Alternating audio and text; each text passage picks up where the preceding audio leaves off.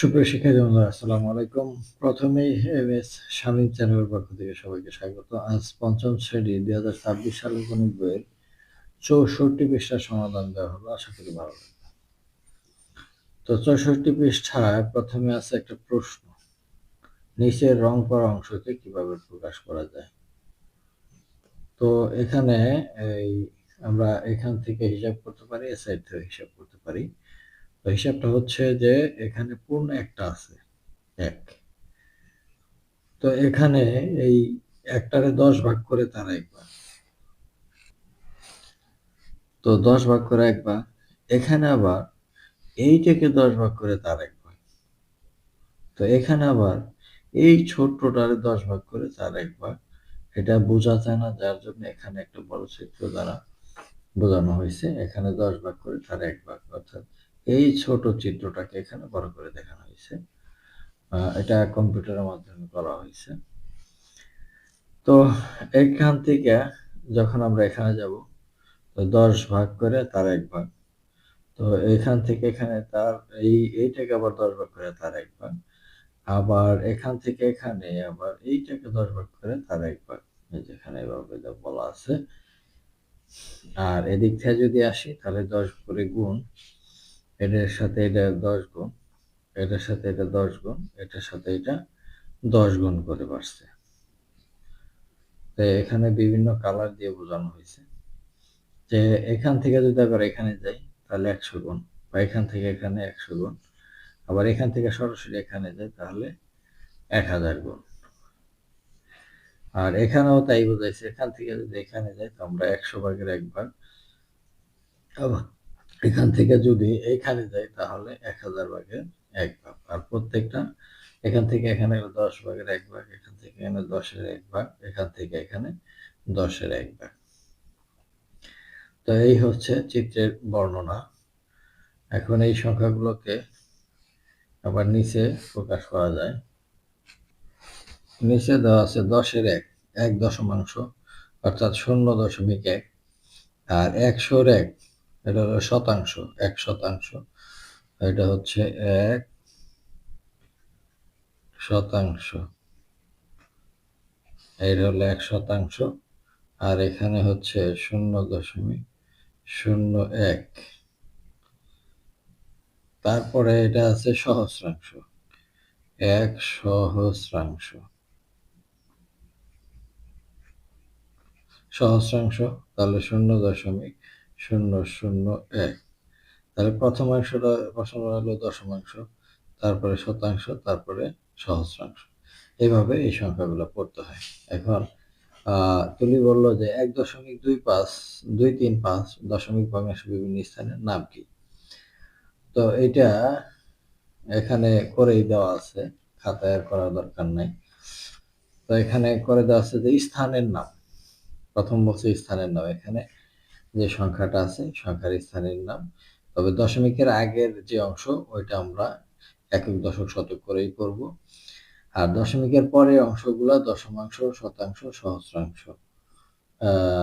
এইভাবে আরো আছে, অযুতাংশ, নিযুতাংশ। তো এগুলো আমাদের দরকার না, আমাদের বইতে 3টা দিছে, 3টা নিয়ে আমরা আলোচনা করব।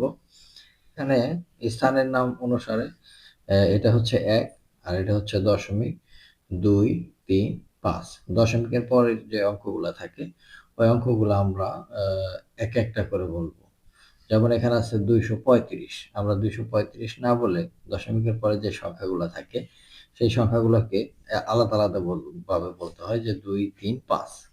আবার দশমিকের আগে যে সংখ্যাগুলো, ওগুলো আমরা একসাথেই বলবো। তো এটাকে এইভাবে প্রকাশ করা যায়। তো এই অংশটাকে আমি খাতা একটু করে দেখাচ্ছি। যেমন এখানে আমি একটা সংখ্যা লিখলাম, এই সংখ্যা 325.523। এইভাবে এটা পড়তে হবে। আর দশমিকের আগে যেগুলো থাকবে সেগুলো একক, দশক, শতক, একইভাবে। এগুলো হচ্ছে একক, আর এগুলা হচ্ছে দশক, এটা হচ্ছে শতক। এটা নর্মাল নিয়মে আগে আমরা শিখেছি। তাহলে 325। আর এটা হচ্ছে, এটা প্রথমটা হচ্ছে দশমাংশ, আর পরেরটা হচ্ছে শতাংশ, আর 3 নম্বরটা হচ্ছে সহস্রাংশ। সহস্রাংশ। তাহলে এইভাবে আমরা লিখবো এবং বলবো 325.523 এভাবে বলতে হবে।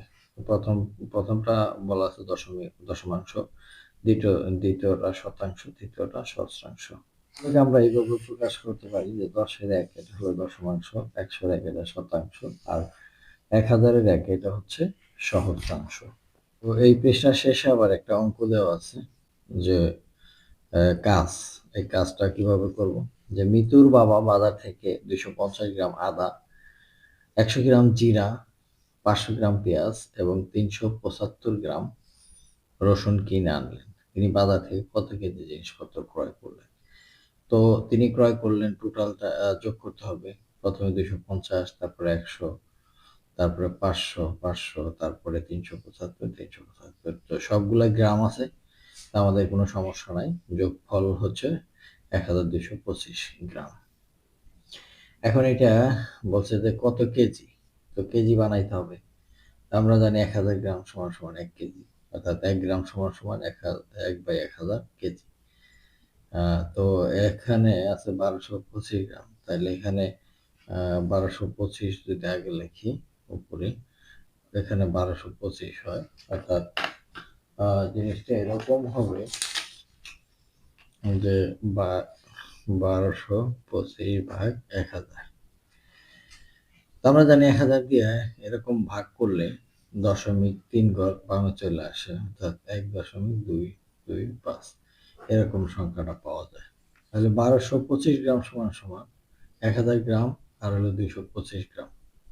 1000 দিয়ে ভাগ দিলে এটা কেজি হয়ে যায়, তাহলে 1 কেজি, আর হলো 1000 দিয়ে ভাগ দিলে কেজি। 25 গ্রাম আছে, 1000 দিয়ে ভাগ দেওয়ার পর এটা কেজি হয়ে গেছে। এটা কাটাকাটি করলে 1 কেজি, আর এটা কাটাকাটি করলে 0.25 কেজি। তো এটার সাথে এটা যোগ করলে 1.225 কেজি। তিনি মোট 1.225 কেজি জিনিস ক্রয় করলেন। তো শিক্ষার্থী বন্ধুরা, আজ এই পর্যন্তই। দেখা হবে পরবর্তীতে নতুন পৃষ্ঠার ভিডিও নিয়ে। সে পর্যন্ত সবাই সুস্থ থাকবে। ধন্যবাদ সবাইকে।